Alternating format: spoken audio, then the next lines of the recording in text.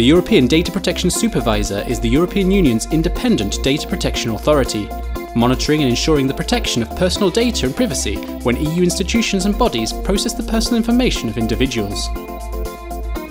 On the 22nd of January 2013, the EDPS presented its strategy for 2013 and 2014. Through a process of internal and external review, new priorities have been set which emphasise efficiency, transparency and accessibility to citizens. Raising awareness and initiative are crucial for us. Indeed, it's a moment where it's not only an issue of ensuring compliance, but to invite EU institutions and bodies to translate into practice, into the day-to-day life. The spirit of the EDPS's impartiality was reflected in the varied audience of the presentation event held in the Parlement building of the European Commission. Commissioners Viviane Reding and Cecilia Malmström, EU Counter-Terrorism Coordinator Gilles de Kerchove and MEP Sophie in 't Veld were among the select group of participants. The EDPS, in the course of the years, has really established a position as one of the key authorities worldwide, I would say, on data protection.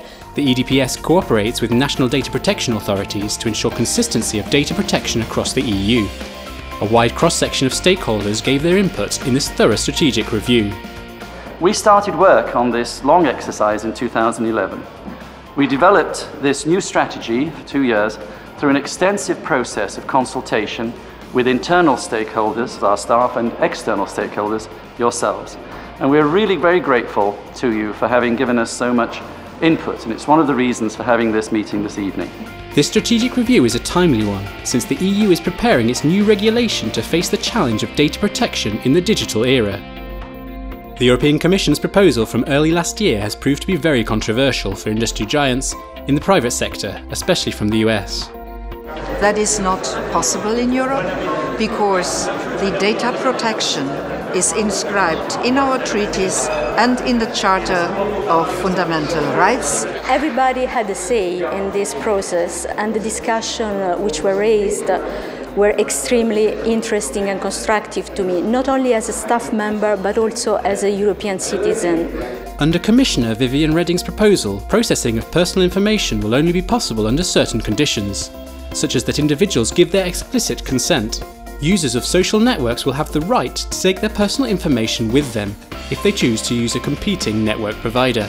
There will be a right to be forgotten, and providers will have to notify any security breach within 24 hours. If they don't comply, they'll be fined up to €1 million or 2% of their annual turnover. I'm always astonished when companies come to me to speak about the fines. They should speak about the rules which we apply in the real world, because if they apply these rules, they have not to worry about the fines. I'm not entirely comfortable with giving away my banking details and so on, and so are the citizens. We have Eurostat polls showing that 80% of the citizens feel a bit uncomfortable doing that on internet, and that's detrimental for our free lives as internet consumers, but it's also bad for the economy. The proposal is still under discussion in the European Parliament and Council and may enter into force by the end of 2014. The EDPS would like to see it strengthened by having the revised data protection rules cover the area of justice and police. According to Privacy International, EU member states are increasingly making requests to IT companies for access to information on their residents.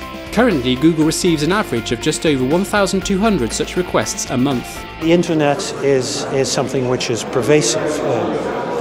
Our governments build on internet, our hospitals are using the internet, our police is using the internet, so the internet should be safe, it should be in line with our values, that is where it's interacting with European citizens. And that is something we need to do together. So, what are the challenges the EDPS faces?